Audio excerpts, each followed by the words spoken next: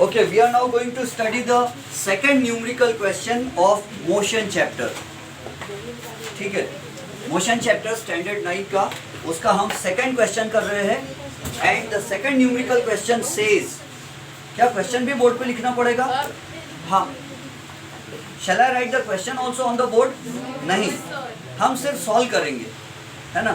Joseph jogs from one end to the other end B of a straight 300 meters road. So there is one road, it starts from point A and it runs up to point B, and the length of the road from A to B is given to be 300 meters.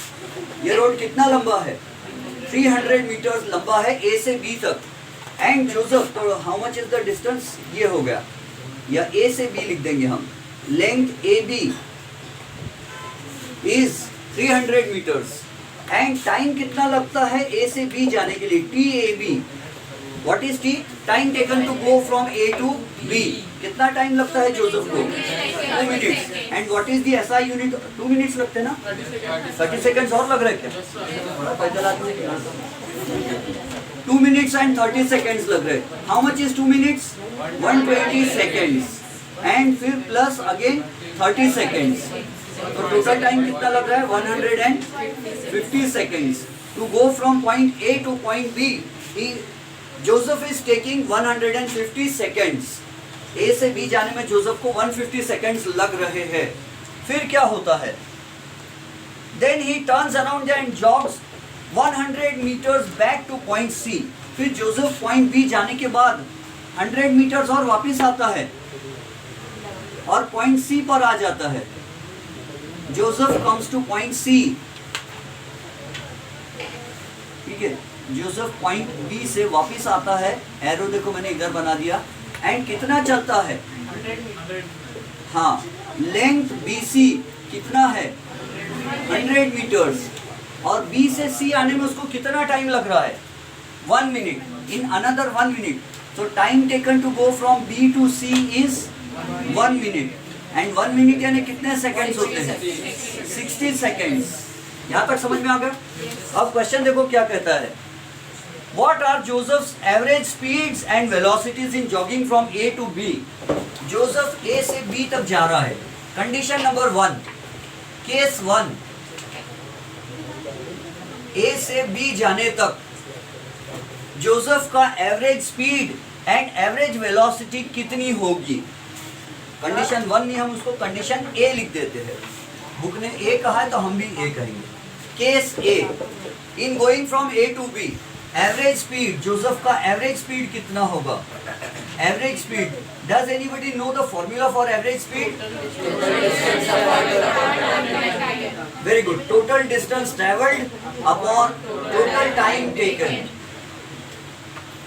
तो A से B, हम पहला क्या कर रहे हैं? A से B. तो average speed is total distance upon total time. और जब भी एवरेज स्पीड रहा तो हम डिस्टेंस लिखते हैं. ठीक है, टोटल डिस्टेंस कितना है A से B तक? हाँ, टोटल डिस्टेंस में यहाँ ऐसा लिखोगे डिस्टेंस AB, या समझ जाएंगे आप? समझ जाएंगे. टोटल डिस्टेंस, तो distance between A and B, तो डिस्टेंस AB अपॉन टाइम कितना लग रहा है? 150 सेकेंड्स. 150 सेकेंड्स. एंड फिर क्या होगा? इज इक्वल टू, जियान साइलेंट रहो, डिस्टेंस कितना है A से B तक? 300 metres. And the time taken to go from A to B is 150 seconds. So what will be the answer? 2 meters per second. This is the average speed with which Joseph goes from A to B. Joseph को A से B जाने की average speed कितनी है? 2 metres per second. ये average speed है, कभी ज्यादा हो रही होंगी, कभी कम हो रही होंगी. एवरेज हमने निकाला तो that is 2 metres per second. ये एवरेज स्पीड है. अब हमको और क्या फाइंड करना है? Average velocity. तो एवरेज वेलोसिटी हम दूसरे कलर से फाइंड करेंगे ताकि हमको समझने में आसानी हो जाए. तो average velocity in going from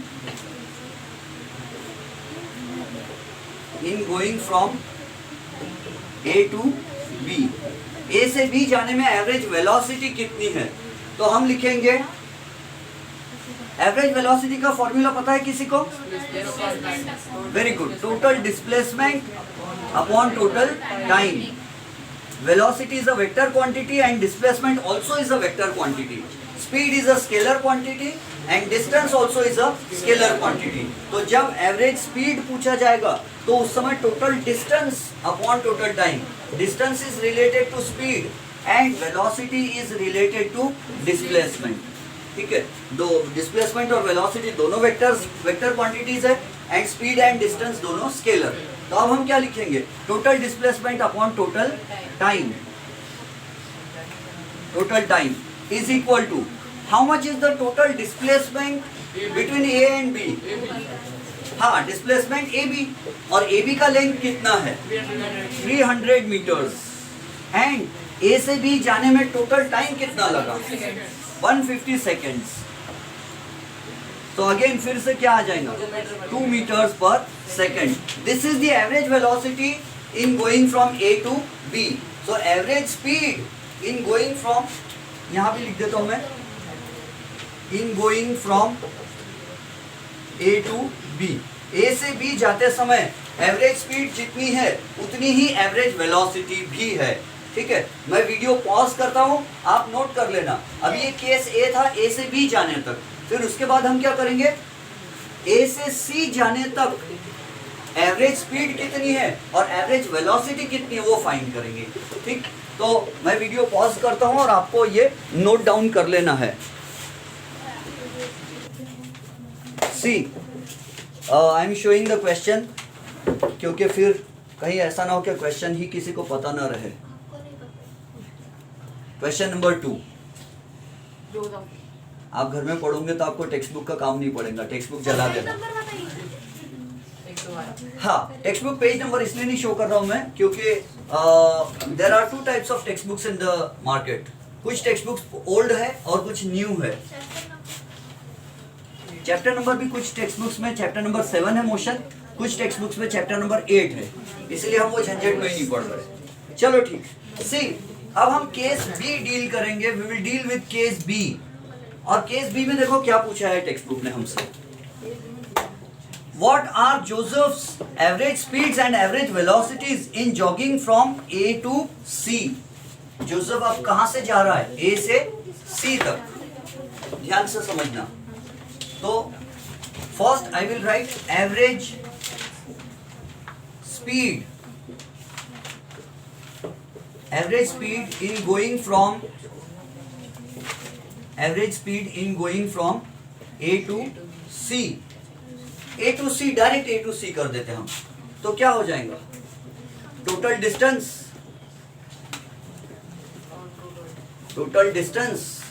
upon total time.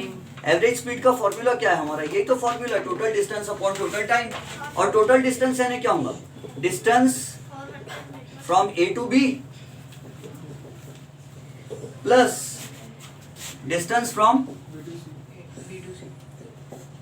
From बड़ी B to C upon total time क्या होगा? Time taken to go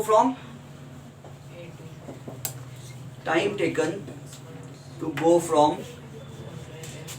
A to B plus time taken to go from B to C. जानबूझ के बहुत लंबा लंबा लिख रहा हूं मैं ताकि आपको अच्छे से समझे. एग्जाम में आप इतना लंबा चौड़ा आंसर मत लिखना, वरना आपका टाइम खत्म हो जाएगा और पेपर ही कंप्लीट नहीं हो पाएगा. So distance taken from A to B कितना है? ए से बी जाने में डिस्टेंस कितना लगा? कितना चलता है डिस्टेंस? 300 मीटर्स. प्लस बी से सी जाने में कितना डिस्टेंस हुआ? 100 मीटर्स. अपॉन ए से बी जाने में कितना टाइम लगा? Time 150 seconds. एंड बी से सी जाने में कितना लगा? 1 मिनट यानी 60 seconds. 150 seconds plus 60 seconds. So here it will be 400 meters. Total distance will be 400 meters upon 210 10 seconds. ये टाइम सेकेंड को वैसे एस से बताना चाहिए, मैं SEC इसलिए लिखता हूँ कि वो एस कहीं आपको 5 ना दिख जाए इसलिए। तो चलो बताओ क्या होगा। 1.90। Very good, it will be approximately equal to 1.9। 200 होता तो 2 हो जाता था ये, अब 210 है तो 1.9 ले लेते हम और यही आंसर लिखेंगे हम। And the velocity is average speed is 1.9 metre per second. Understood? Average speed in going from A to C। तो total distance between A and C, total distance from नहीं लिखते, total distance upon total time, ये average speed का formula है। और distance कितना चला, A से B तक गया Joseph and from B to C, तो distance from A to B and distance from B to C। वैसे तो सच में लिखना चाहिए distance between A and B and distance between B and C, और time taken to go from A to B, time taken to go from B to C। तो ये इस तरह हमारा आंसर आ जाता है। किसी को समझा? पक्का? श्योर? आई शपथ? अच्छा, मिटा दूं? फिर आप नोट कर लेंगे ना बाद में? पॉज कर दूं वीडियो? लिखते या नहीं सर, वीडियो से देख लेंगे, लेकिन वीडियो देखने में आपका टाइम वेस्ट होगा डबल। नहीं होगा। ये उन लोगों के ऑनर में बना रहा हूं मैं जिन लोग को बाद में फिर से रिवीजन करना हो या क्लास में अच्छे से नहीं समझा, बाद में जिनको घर जाके समझना रहेगा, उनकी याद में बना रहा हूँ ये मैं। मिटा दूं? पक्का? किसी और को देखना है तो नहीं देख सकते। हाँ देख सकते ना, और किसी को देखना है तो वो भी देख सकते हैं, पेरेंट्स को भी दिखा सकते हैं, वो लोग पढ़ाई कर लेंगे।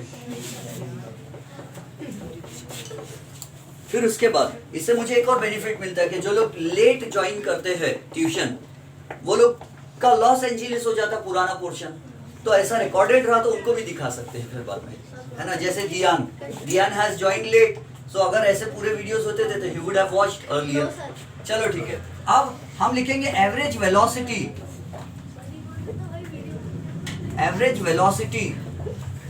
in going from A to C। A से C जाने तक एवरेज वेलोसिटी कितनी होगी? तो एवरेज वेलोसिटी का फॉर्मूला बताओ। Very good, total displacement upon total time. अभी थोड़ी देर पहले यही फॉर्मूला हमने यूज किया, तो it is total displacement upon total time. Displacement के वेलोसिटी के लिए डिस्प्लेसमेंट आता है और स्पीड के लिए डिस्टेंस।